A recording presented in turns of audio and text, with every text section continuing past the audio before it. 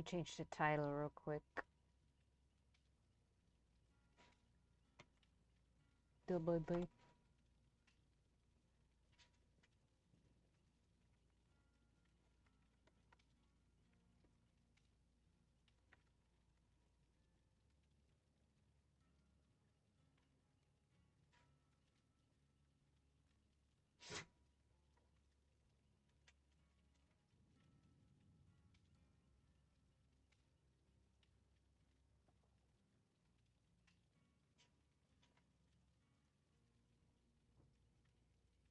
Really sucks that Restream doesn't have kick compatibility yet.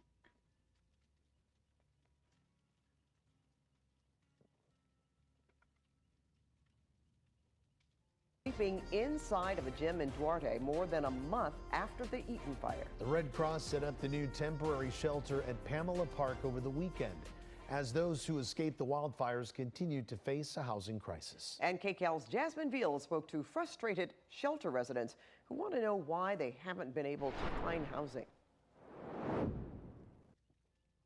Nowadays they go air walking. Jasmine Morris tries to stay active as much as she can despite her living situation. I try to stay mentally and physically healthy. You know, I know it's one day at a time. She's been staying at the Red Cross's emergency shelter since her grandmother's home burned down in Altadena more than a month ago from the Eaton fire. I am now trying to get on my own feet. I am a college student, so I am still going to college at Cal State LA. Morris was first at the emergency shelter set up at the Pasadena Civic Auditorium. Over the weekend, shelter residents were moved to the new location at the Pamela Park Gymnasium in Duarte. And the frustration is mounting among the many people still here. I am looking for, as well, subsidized some kind of help, some kind of housing, but you know, I just haven't seen that yet. No one has. This gymnasium right here is a temporary home still to 61 people as of Sunday night at this new shelter location. Families, individuals, those with medical needs were moved to a hotel in downtown LA. Now, the Red Cross says the population at this shelter has steadily been decreasing as people find housing, but those who are still here, crammed inside, they say, it's not happening fast enough. We're packed in very tight. There's still the animals, you know. People have their pets. William Lee's sister's home burned up in the fire. He's also been sleeping on a shelter cot for weeks and says he just suffered a heart attack from the stress. To turn around and have, like, our worlds are wiped out. We have people in here that really, really need the help, and we're on limited income. The Red Cross says it does not provide hotel vouchers or long-term housing. However, we work with our partners and shelter residents to help facilitate next step recovery solutions. We do have our shelter resident transition teams that are available, and each person has been assigned a specialist. And they're going through all the process, all the steps that are appropriate to take. That way we can find the best housing solution for them. LA County Supervisor Catherine Barger has called on local property owners with available rental units to help and passed a motion to prioritize 50 Section 8 vouchers for people who lost homes in the fire. But that's on a first-come, first-served basis. And so many, like Lee and Morris, left waiting. I'll just have to stay here and rough it. It's very distressing, and I don't know what could be done about it. In Duarte, Jasmine Veal, KCAL News. KCAL cares about the wildfire victims, so we've joined Honda's Random Acts of Helpfulness for a donation drive. You can drop off new stuffed animals or new toiletries. Okay, but what they should also be doing, why isn't there more info here in the description about how we can, okay, we got Jasmine Veal. Oh no, that's the reporter. Why not all of these victims here, they get PayPals or Venmos or whatever, and you put their phone numbers or their QR, you know, whatever the fuck you need it is to send them either anonymous or donations.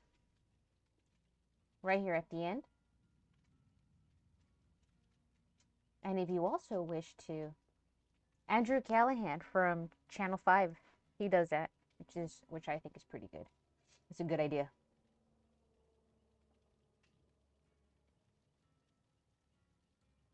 At the Federal Aviation Administration are the latest government efficiency cuts causing concern. Hundreds of probationary workers got notice that they're being fired. WGN's Ben Bradley reports it comes as the agency is already far behind its hiring goals in Chicago and across the country.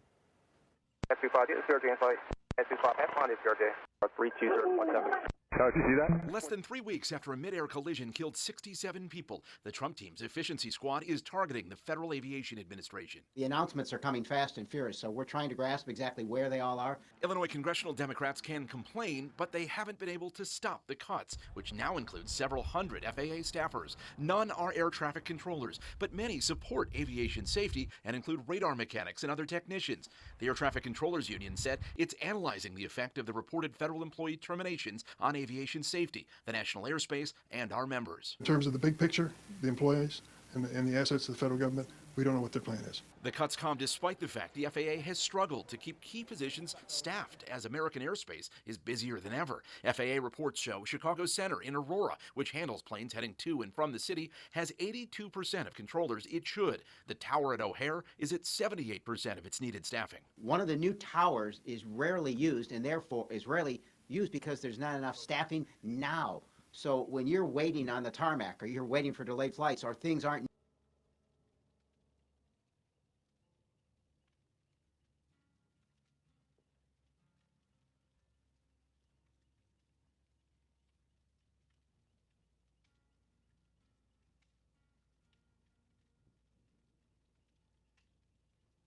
nearly as efficient at O'Hare and Midway, it is because we don't have the staffing, and one of those brand new runways that cost a fortune is used in a single-digit number percentage of total use. Right on the go, hold short of runway 28 right, remain with you. Air traffic controller schools like this one at the University of North Dakota can't keep up with demand in a profession that requires years of training. Normally on a shift, you probably have more lives in your hands than a doctor will ever have in their entire career.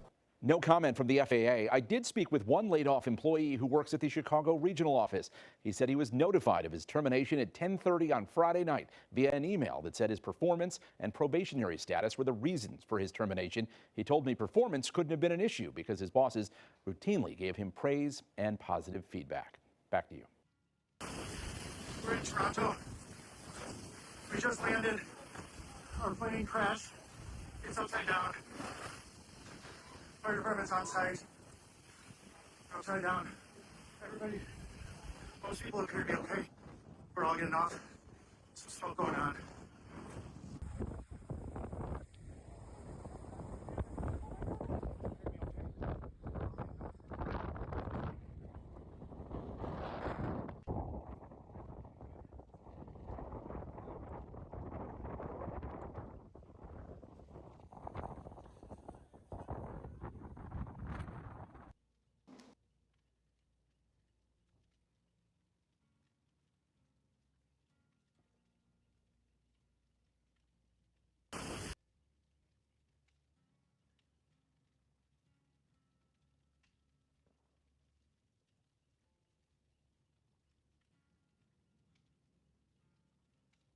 Everything, drop it.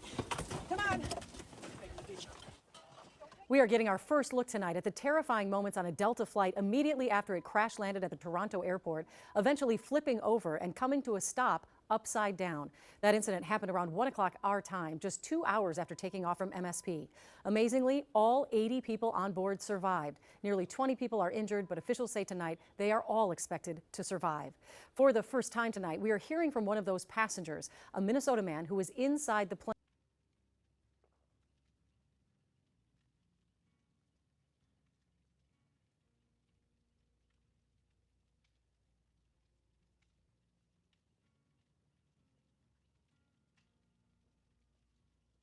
When it crashed. Jennifer Hoff begins our team coverage. Jennifer? Well, Julie, it's quite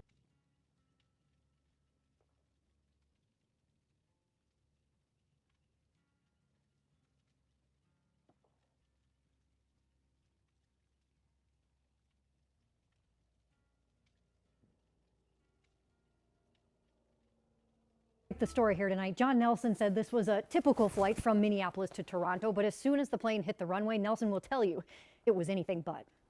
Our plane crashed. The video, Minnesotan John Nelson. I forgot I was muted.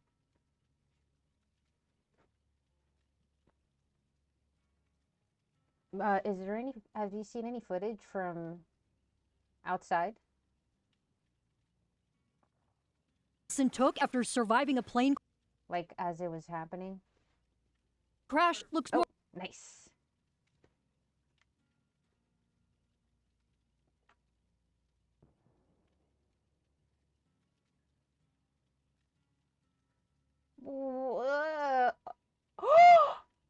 Wait. What?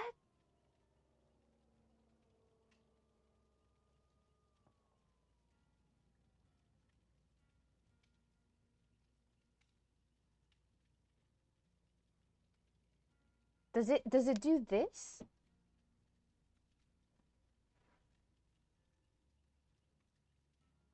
Kind of looks like a whale's fin.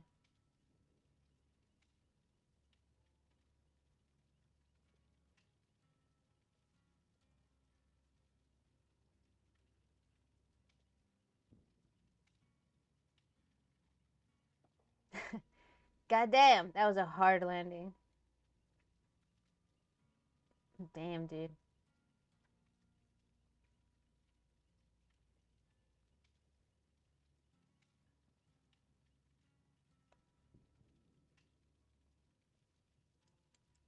The wind did that?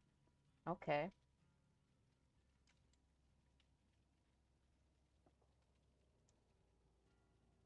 That must have been a roller coaster ride.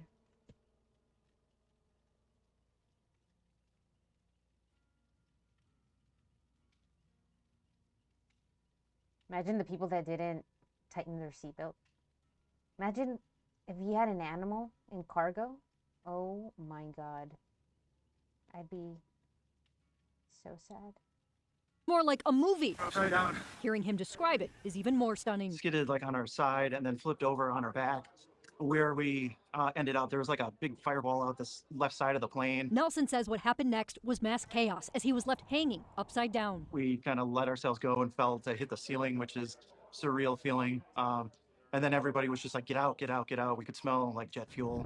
All that, and experts still say the crash could have been worse. First thought I had when I saw the images was the fact that the fuselage tube was intact. That's what kept its rigidity. That's what kept it intact and really protected the occupants of the aircraft. Former NTSB investigator Greg Fife points to two major issues investigators will examine, including if the flight control system malfunctioned and bad weather. If you have a very high side load from gusty wind conditions, it may exceed the aerodynamic capability of the aircraft and the flight controls, and the aircraft will slide off, especially if that runway was slick. The plane was landing at speeds of up to 120 miles per hour, but pilots should have various options, including a rudder to prevent it from rolling. But it's a good reminder for passengers. All the emotional roller coaster that you go through. To be prepared for the worst. It's amazing that we're still here. And Fife said that this is why it's important to have that situational awareness, right, and know exactly where the nearest exits are. This is also the fourth crash now in just a matter of weeks, and Fife says investigators are looking for any common denominators between them. The only similarity, as of now, may be weather between that accident you might remember from about a week ago in Alaska where 10 people died, and then, Julie, that one today in Toronto. Wow, it's so stunning to hear from him. All of us, of course, put our... Everything, drop it. Come on. We are getting our first look tonight at the terrifying. The plane is still on the tarmac as investigators begin the process of figuring out what went wrong. The plane was a Bombardier CRJ-900 regional jet made in Canada, and it's used for short-haul flights worldwide. At the time of the crash, it was 18.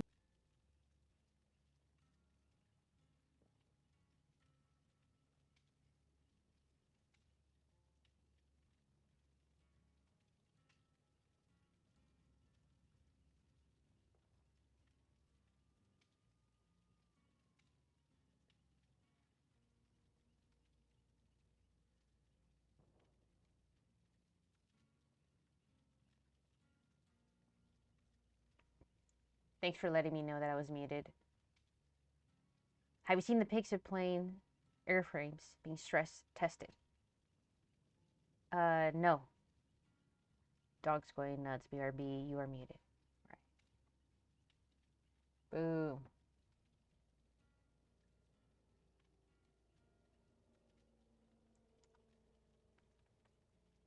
Plane.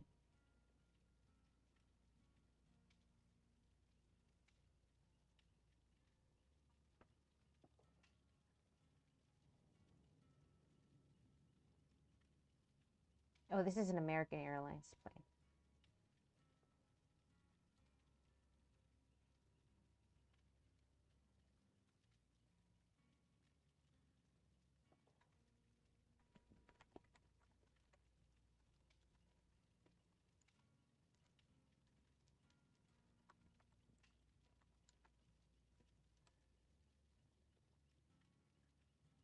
American Eagle jet.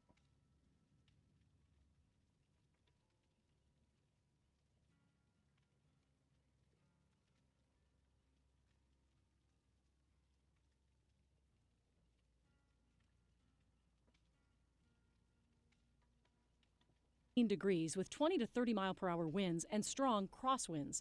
The question for investigators is how and why did that plane lose at least one wing, possibly both, on landing, then flip over? Well, in the last half hour, Delta released a statement saying its incident response team is on the way to Toronto tonight to support the investigation. We continue our team coverage now with Andy Payton on the ground in Toronto with the latest. I'm here at Toronto Pearson International Airport, where, as you can see off in the distance there, it is still a very active scene on the runway now almost 9 hours later. Officials have held 2 press conferences here this evening for us, but didn't allow us to ask any questions and really didn't provide any info for us beyond just the basic nuts and bolts. But what we know so far is as follows. First and most importantly, there are no fatalities. 18 passengers, though, are in the hospital with injuries. Their condition at this hour remains unknown. We also know that this was a Delta Airlines regional flight that was originally from Minneapolis, and according to Delta, the plane experienced some sort of incident upon. We're following yet another deadly aviation incident, this one at an airport in Scottsdale. 1 person killed, 3 more hurt when a jet owned by Motley Crue singer Vince Neil collided with another plane. NBC4's Robert Kovacic is in our newsroom now tracking the developments and the video from that fatal crash. Robert. Carolyn, Vince Neil, the lead singer of that heavy metal band Motley Crue, was not on board, but his girlfriend and her friend were, suffering non-life-threatening injuries, we are told. Now, the surveillance video we're about to show you is the moment that Neil's private plane arrives in Arizona, and the fatal collision that is now under investigation. Tonight, the NTSB on scene at Scottsdale Airport, trying to determine how this happened. Surveillance video shows a Learjet scraping the runway upon landing this afternoon, and then, according to the FAA, veers off the runway and slams into a Gulfstream jet. Our thoughts and prayers for the individuals on the aircraft. It's certainly a tragedy that occurred. The Learjet 35A was coming from Austin, Texas, and attempting to safely land when officials suspect something went wrong with the landing gear. It appears that the left main gear failed upon landing, resulting in the accident. The Learjet is owned by Motley Crue's Vince Neil, who was not on the plane, but his girlfriend and her friend were. In a statement, a representative says Vince Neil's thoughts and prayers go out to everyone involved and is grateful to first responders. JetPro tells NBC4 in a statement there were no injuries on board their Gulfstream that was parked on the ramp, but external damages were sustained to the aircraft. Now, right now, as we wait to learn more about the person killed and 2 critically injured, after deadly aviation incidents in Washington, D.C., Philadelphia, and Alaska, Scottsdale is now the 4th in less than 2 weeks. Much more tomorrow and Today in L.A. starting at 4. For now, in our in less than 2 weeks? Newsroom, I'm incidents in Washington, D.C., Philadelphia, and Alaska. Scottsdale is now the 4th in less than 2 weeks. Much more tomorrow and Today in L.A. starting at 4. For now, in our newsroom, I'm Robert Kovacic. Carolyn, that's the latest.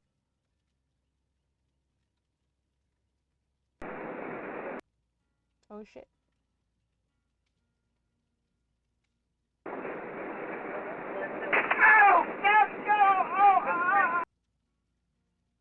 Oh my God.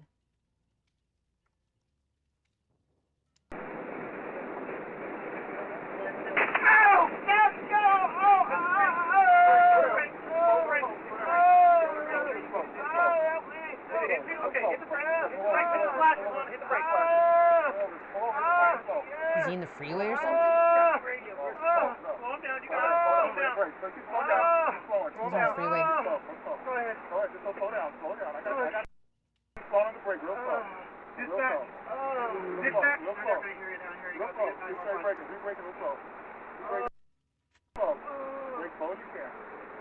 The car will stop. Don't worry about the car. Brake as slow as you can. Just brake slow. Brake slow. Hey, you got hit. They're not going to hear you from here. I don't think you're going to get on the phone. Oh shit, my dumb camera and this is covering it. Sorry, my bad. Fire and medical. I'm on 405. I'm on 405 at the northeast 8th Street exit in the HOP lane. I'm in a school bus. You're on the wrong lane. God. Oh, I just saw this. My bad. Popular mechanics. What these 7 airplane wings push to the brink and beyond. Oh, watch.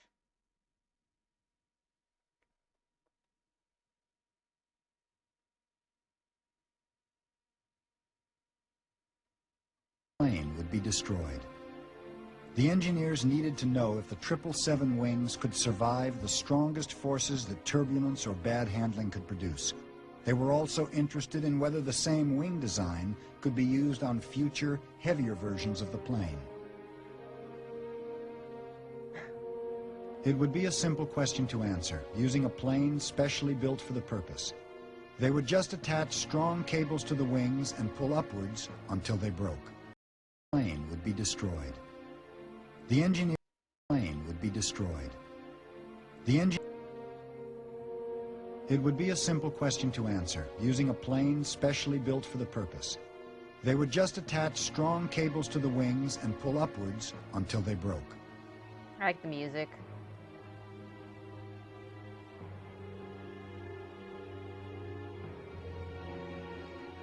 As the test progressed, the force on the wings became so strong it caused ripples in the fuselage.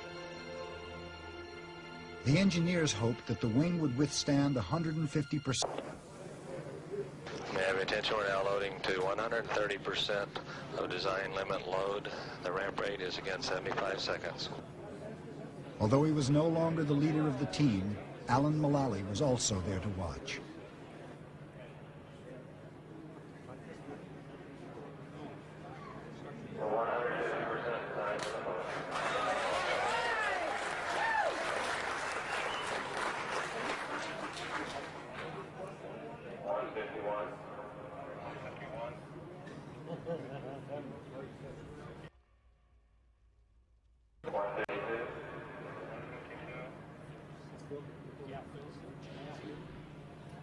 I have to go get some quotes done for my business. Thanks for streaming. Always good to see you. Have a good night. Thanks for tuning in, chat. Have a good rest of your day.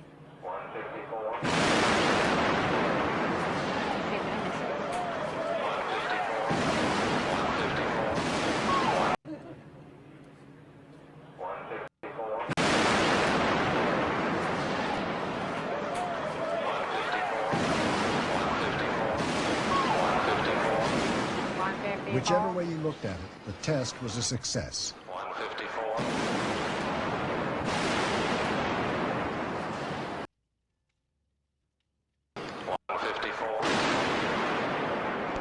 154.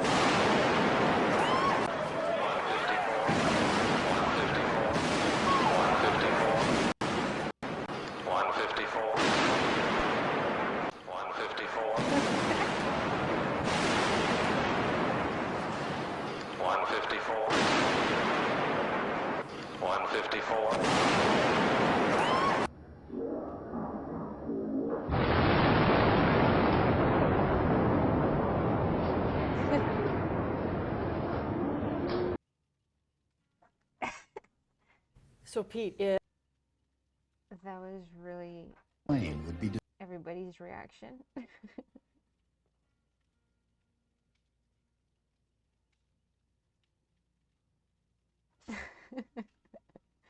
154 has become a meme within my aerospace engineering class.